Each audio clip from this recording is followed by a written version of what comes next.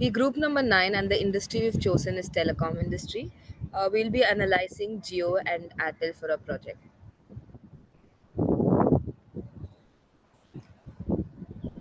So this timeline shows the evolution of telecommunications in India. India's telecommunications sector has undergone a remarkable transformation for over the years. From its humble beginnings in the post-independence era, it has emerged as one of the world's largest and most rapidly growing telecom markets. And these are the milestones. And from this, we can understand that the journey of telecommunications is a testament to the power of innovation, competition, and government initiatives. It has not only connected millions of people but also played a pivotal role in the country's economic growth and digital transformation. As we look forward to the 5G era and beyond, India's telecom sector continues to be a dynamic and an evolving landscape.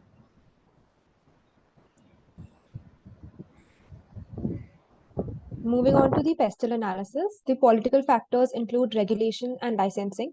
Telecom companies are heavily influenced by government rules on things like spectrum allocation and competition. These rules affect how they can do business. Net neutrality. Policies related to net neutrality can affect how internet services are provided, potentially impacting the way we access content online. Privacy laws. Strict privacy laws means that companies must protect our data and tell us how they are using it. International relations, political tensions between countries can affect how we communicate internationally. Securities and surveillance, government surveillance programs can raise concerns about our privacy and security when using telecom services. Economic factors include investment in infrastructure. The economy's health affects how much money is invested in things like 5G networks and fiber optic cables. Consumer spending. When economy is bad, we might spend less on telecom services and devices, impacting telecom companies' revenues. Currency fluctuation. Changes in exchange rates can affect the cost of technology equipment. Competitive pricing. Economic conditions influence how much we pay for telecom services. Monetary policy. Interest rates set by banks can impact the cost of financing for telecom projects. Next, we have the social factors, which include a digital divide. Not everyone has equal access to telecom services, creating a digital gap between urban and rural areas or rich and poor. Consumer demand for data. A growing demand for services like streaming affects how much bandwidth we need. Work from home trends. Trends like remote work have made us rely more on telecom services. Aging population. Older people may have different telecom needs, affecting what services are offered. Cultural preferences. Cultural differences can influence the design and marketing of telecom products. Next, we have the technological factors. 5G technology. The rollout of faster 5G networks enables new applications and services. IoT integration. Telecom companies are connecting with IoT devices, creating new opportunities and data collection. AI and automation. AI helps in consumer service and making networks run better. Cybersecurity threats. We need to invest in protecting our networks and data from cyber attacks. Emerging technologies. Ongoing innovation impacts how we upgrade equipment and expand our networks. Environmental factors include energy efficiency. Telecom companies are trying to use less energy and produce fewer carbon emissions. E-waste management. Disposing of old electronics is an environmental concern. Climate change resilience. Extreme weather can damage telecom infrastructure, so we need plans to cope up with it. Green initiatives. Some companies are using renewable energy and eco-friendly practices to reduce their impact on the environment. Sustainability reporting. Companies are being held accountable for their environmental practices. Lastly, legal factors. Data protection regulations. Laws require companies to protect our data. Antitrust laws prevent companies from becoming too dominant in the market. Consumer rights ensure we get fair service and billing. Patent and intellectual property laws protecting new ideas and technology is crucial. Telecom licensing. Companies need to follow specific rules to operate in a certain regions or countries.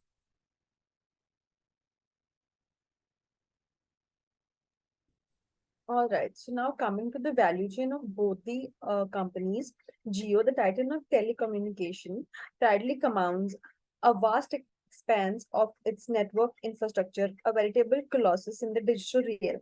It doesn't merely own it, it dominates with an infrastructure that stretches far and wide, weaving a digital tapestry that engulfs the nation. But Geo doesn't stop at just owning the infrastructure. Telecom is not a mere offering, it's a symphony of connectivity, a digital area that encompasses voice calls, data, and a digital content that through the mighty geo platforms. It's not just a service provider, it's a digital maestro, the melody of connectivity and content. And the digital ecosystem of Geo. Geo Savan, Geo Cinema, Geo Mart, and Geo Meet aren't just services. They are they form a comprehensive digital ecosystem that eclipses ordinary offerings. While some may venture beyond their borders, Geo kept its focus primarily on its Indian domination. International operations exist, but they are but whispers in comparison to the other nations. India is not just a market, it's the arena where geo-digital saga unfolds. Now, turning your attention to Bharti Airtel does have their network infrastructure, and it's not just owned, it's crafted a digital masterpiece. Services flow from Airtel like a digital river. And now Airtel isn't just a service provider, it's a digital artisan experiences that resonate with its vast consumer base. And we shouldn't forget Airtel Extreme, Airtel Payments Bank, Wing. These are not just services, they are also digital treasures in the Airtel's digital kingdom. And for international forays, Airtel is no stranger to global ventures, but it's heart of its core. Right.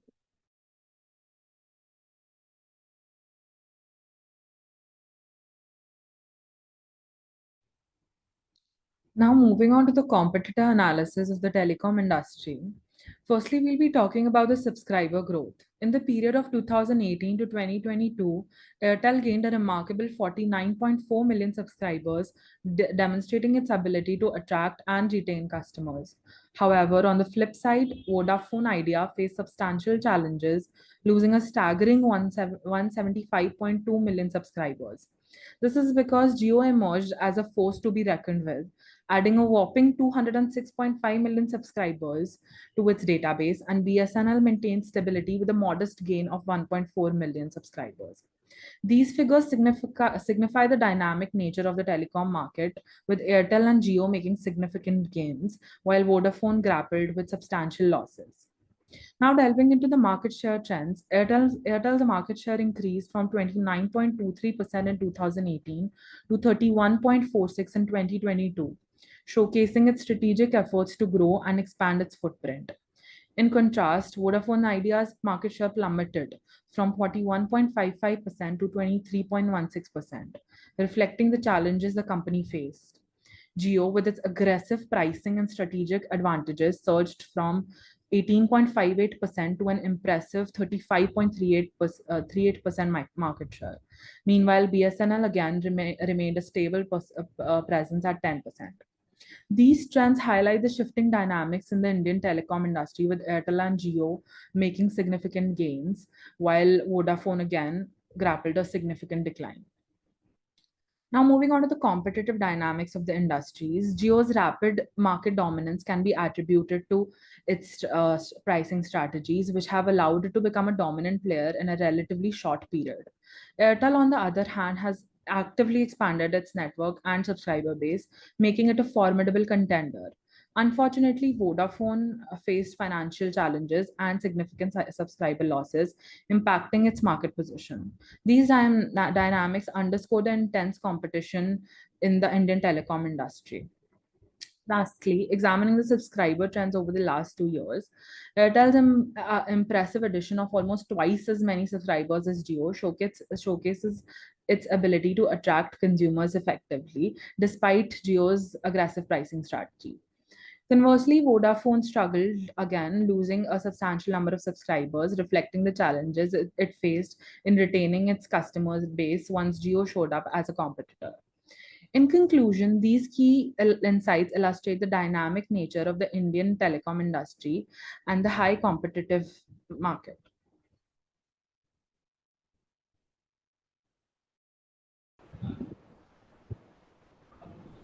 As we know, Airtel is one of the premium and initial player of telecommunication in India.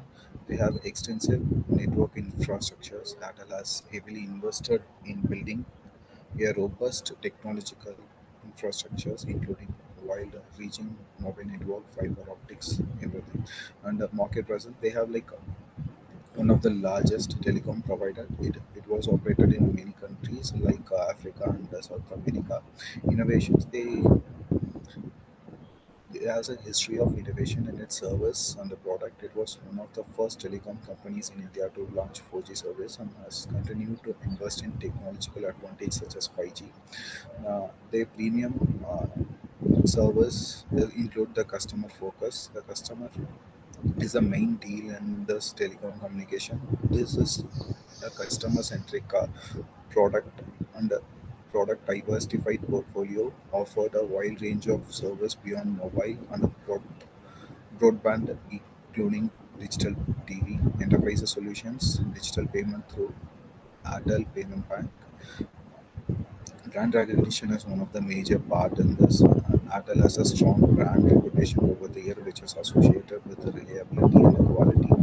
Their financial strength also plays a great deal in assets to the capital market, provided it with the sources needed for investment in infrastructure, technology, and market expansions. So these are the competitive advantage that Airtel possesses.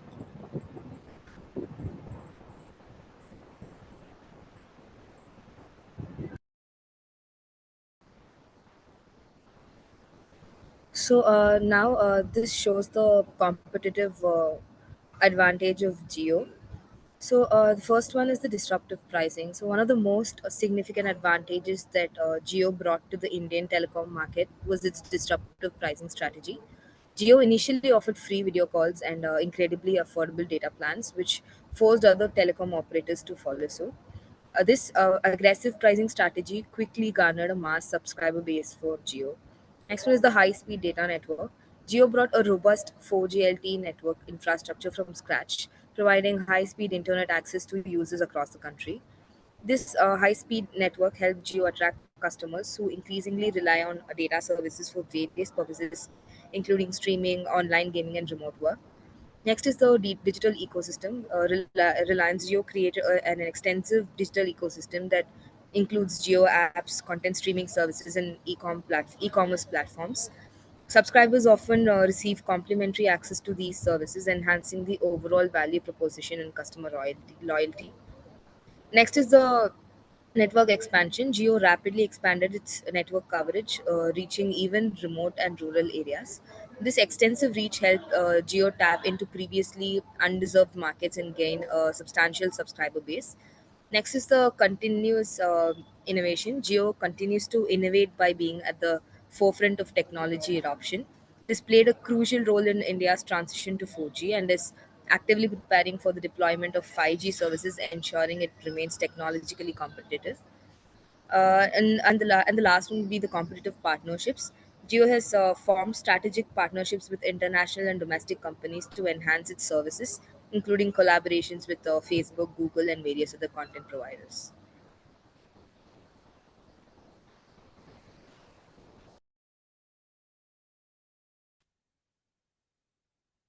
Hello, my name is Zubiya Hasan, and I would be presenting the Porter's five forces for the telecom industry.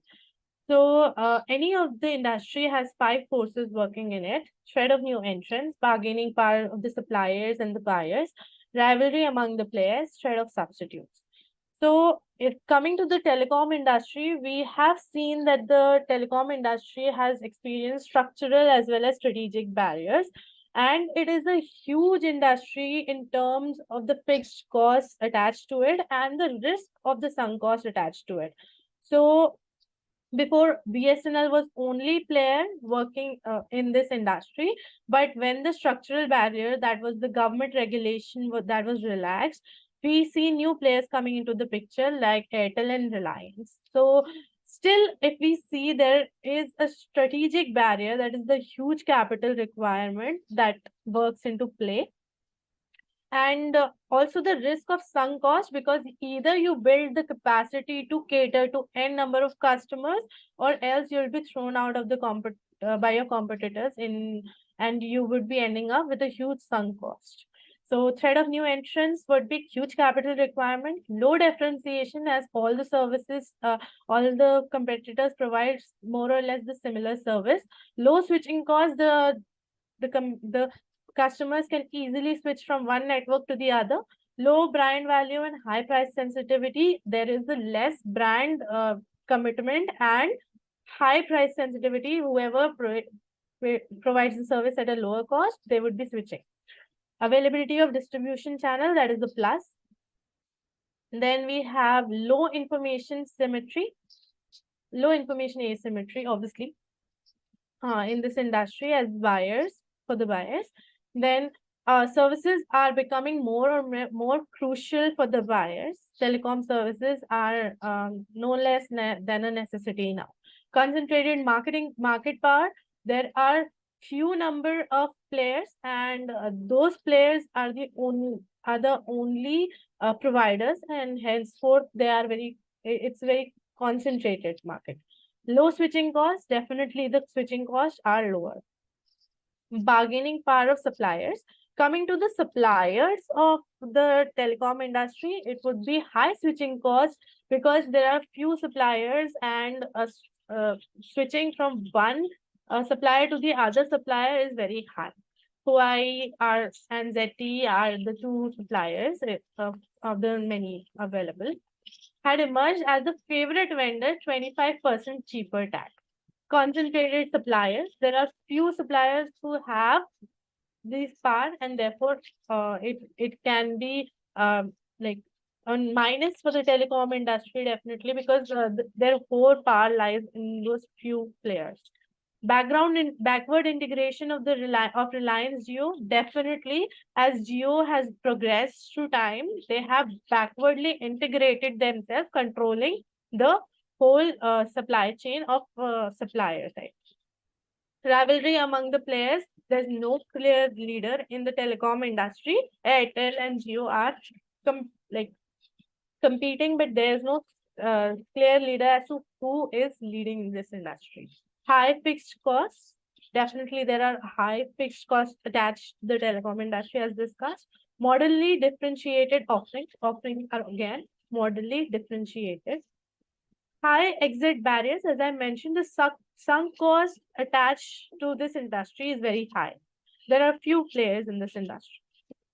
Threat of substitutes, there's no existing alternative to voice communication as of now. Definitely, we can see that it has become the only very important, crucial part of our lives, and voice communication is not cannot be replaced by any of the other services. Cable TV satellite operators compete with the telecom industry and internet communication market, but there is minimal pressure because although some people might still be using the TV services or the satellite services or any other services, but they still need the telecom services. That will be all from my side. Thank you very much.